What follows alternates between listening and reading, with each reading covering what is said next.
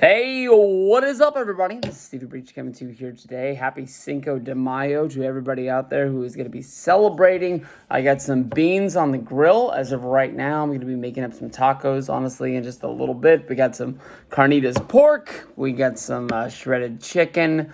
Nothing really bananas. I did make real carnitas at work today.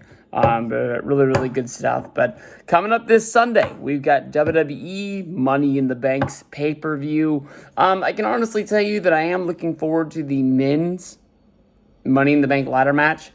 I don't really know much more about the rest of the show, but the women's gonna have their own Money in the Bank. I believe that started just a few years ago. They're gonna be carrying on the competition. But what grabbed me was that basically they are going to be running the men's Money in the Bank ladder match, where they are actually going to be running through WWE headquarters.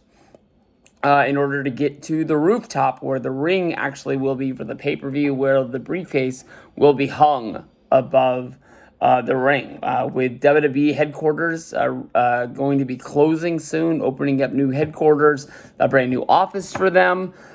This could be a really big special deal. I don't think they're going to demolish the building or anything like that, but I definitely think that a few walls, a few windows, some doors will be broken. More than likely, we'll see somebody like a Mick Foley stairs spot where Orton threw Foley down the stairs back in the day. Something cool like that is going to happen.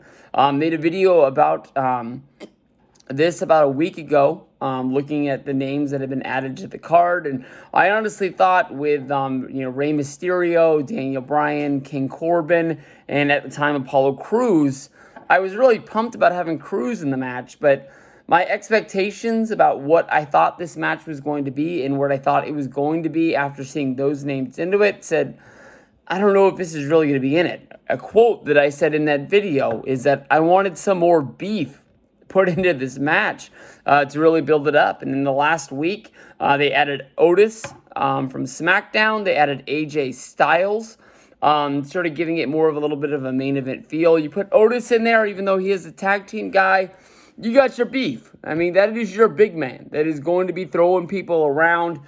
He's got to get his spots in there. I know that, his main feud as of right now is kind of with Dolph Ziggler, but he's got Mandy Rose with him. Who knows what point she'll even play in this match, or if she's going to just basically be staying in the... I don't even know what they'll use for the women's locker room here. If it's just going to be Vince's office or some sort of bathroom, or what the heck they're going to do. Convert some office, some conference call, meeting room or something like that. But there are some names in here. I mean, definitely when you think about it, King Corbin and Daniel Bryan have won this match in the past. Rey Mysterio and AJ Styles, they've both been WWE champions in the past. They've been in the main events. They have names that really hold value to this. Aleister Black is somebody that really people believe in to be like sort of like one of the blue chipper, soon to be main event guys that has sort of been looking forward to breaking through for the last year since moving up to the main roster with him and Ricochet. I honestly think that the high that Otis is on right now is probably as high as he's ever going to be. And Baron Corbin, although I do think the guy has a place in wrestling, these last two gimmicks, the, I don't know what they call them, something like the GM of Raw, but he had a little bit more of a special name, and now King Corbin, both of these gimmicks got to go. I mean, it's not that they're heel heat or, go away heat or anything like that. It's just this guy comes on the TV, and I'm just done with it. And this guy was in NXT, wearing the rocker shirts, and just beating people up and just leaving them laying. That was something, and I really liked it. AJ Styles coming off the loss at WrestleMania. Definitely him having the Money in the Bank briefcase is somebody that you can believe in, really cashing in. You can see him going after Braun Strowman. You can see him going, Drew McIntyre. Both of those matches honestly really make sense.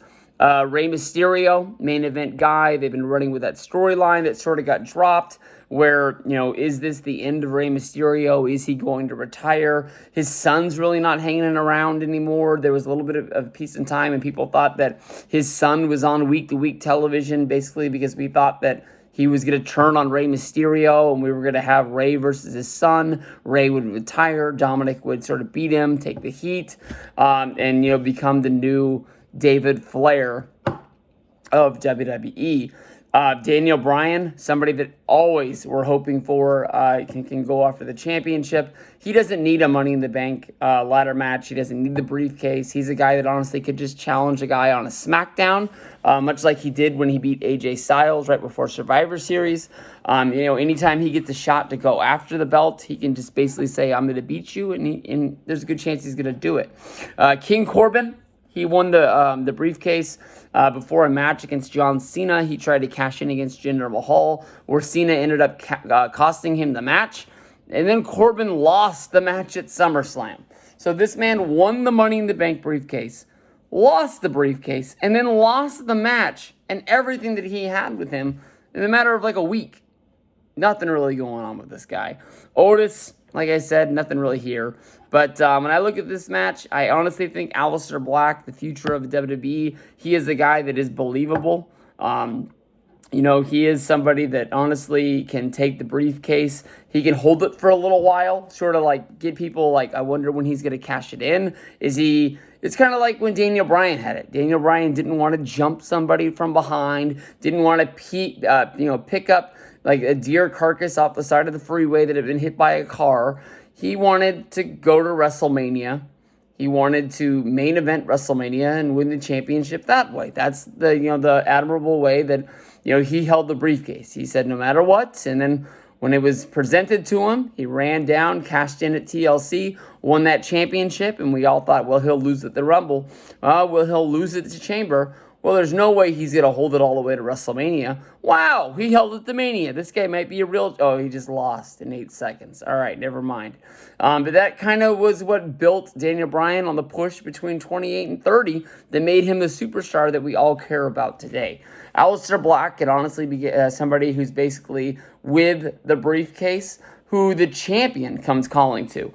Basically saying, you get the briefcase, why don't you try to use it? Why don't you come down here if you want a piece of me? And he can just sort of give them the stare with the briefcase where you don't really know.